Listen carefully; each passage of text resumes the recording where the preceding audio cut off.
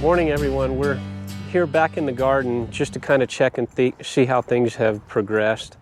There should have been enough time that some of the seeds should have been sprouting by now. And if you were wondering in the last video when we're planting all these greens and the root vegetables of, wondering, are we planting too early? Here in southern Utah, we're at 4,700 feet, or excuse me, 3,700 feet, I think, one or the other. I'll fix it in the video, but at that elevation, why are you planting so early? But root vegetables do really well in the cold and when there's enough moisture, and they'll just keep growing. So it was perfect timing. We got everything in just before we had a forecast of some moisture, rain, and then some snow. It was supposed to be a lot worse than what we got, which, fingers crossed, we were hoping to get more than what we got. However, we're grateful to get what we had, because we had already gone quite some time without any moisture. We had balmy, sunny temperatures, and things were starting to dry out here, so the moisture was really needed. But anyway, if we pan over there, you can see some of the snow that's still piled up in the shadows.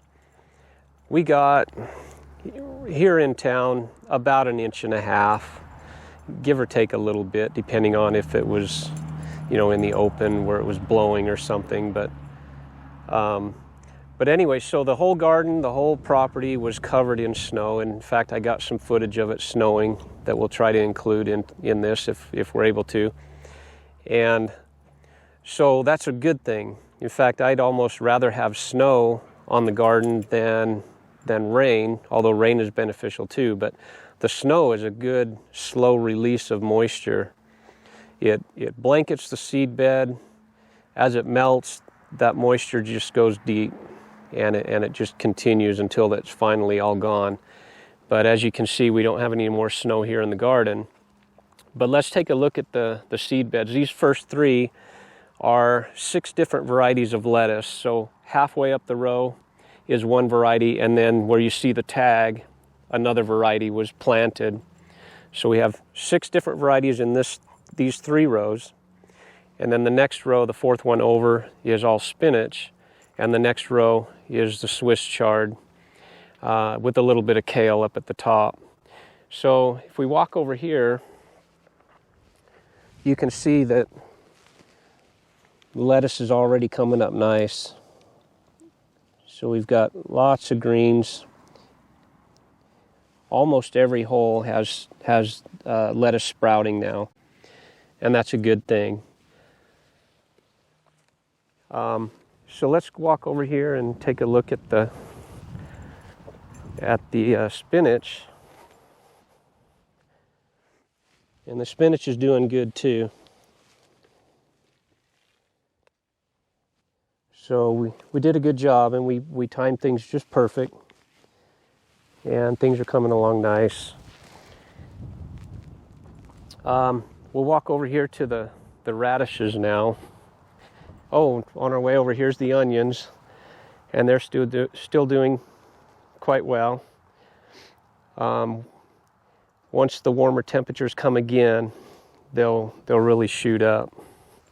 So in these 2 rows, these are the beets, but these aren't up yet, and they won't be for maybe another week or so. They're a little bit farther behind on germination rate of when they'll sprout. So the carrots won't be up for a couple of weeks. They're a really slow starting one, and the carrots are in the middle of these drip lines.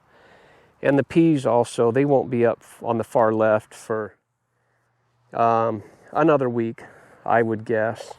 And we'll update you on that. But the radishes, we only have 1 row of radishes right now, and we were just checking them. And we've got little clusters coming up. So that tells me that I can go ahead and plant another row of radishes right next to it. And as I mentioned before, you can go back in the other videos and find out why I didn't plant all the radishes at one time. I do these in succession. As they sprout, I'll plant another row. When that row sprouts, I'll plant another row. That way they don't all ripen at the, or mature at the same time, and then you've got a whole lot of radishes to offload. But so I'm going to get the seed planter now. We'll give it a try because it could be too muddy, but it kind of right here looks just right to where it's not a problem. We can go ahead and drop the seeds in with the planter. So we're going to do that right now. Okay, before I get started planting this next row of seeds, I wanted to show you a little better this time than I did last time on how this works. There's a disc in here that's made for a specific crop, and it has little spoons that as it rotates, in fact I'll show you, when the wheel goes, it's connected by a belt. It'll rotate that seed plate and drop a seed just at the right spacing as you're rolling along. The disc is interchangeable with different crops, so you can just rotate it and take it off. So this one is for radishes or any kind of a medium seed. And you can put different ones in like corn or beans that have bigger pockets. They're spaced farther apart. And you put that in there and then dump your seeds in for whatever you're planting. And then behind here you can see when it scoops up the seed, it drops it. And that seed, actually through this hole, the seed will drop down through this tube behind this little furrower, and it drops it right in the row, and then this chain comes behind and covers the seed as it drags. So that's how a seed planter works. And this thing here is just a kickstand, or you can use it to push clods out of the way. So I'm going to put this back in and put it on. I'm going to put some seeds in. Sometimes if you overfill it, it clogs up. But if you don't put enough in, then you've got to stop right where you're at and then refill it. And so you want just the right amount.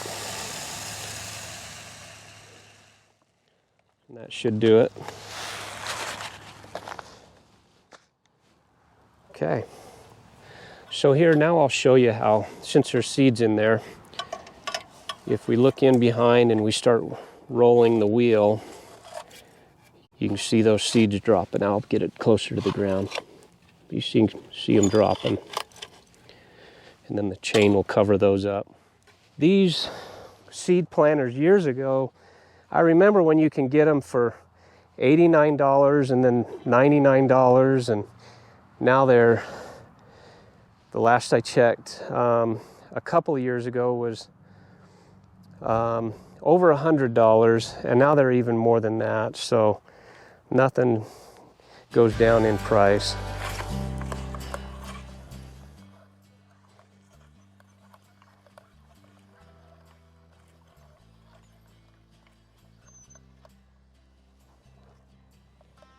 Yeah, it's dropping the seeds nice. And the soil is actually perfect moisture for this. It's not too sticky. And it'll help those seeds sprout because they're surrounded by the moisture.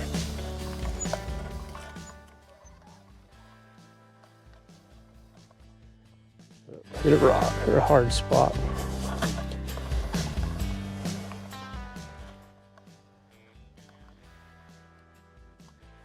Okay. And then what we'll do later, we don't need it right now because this ground's going to be moist for quite a while, but I'll put in another drip line emitter on that row. So that's it for today's episode. Hopefully you'll keep watching and come back again when we have more uploaded. Don't forget to subscribe. Catch you later.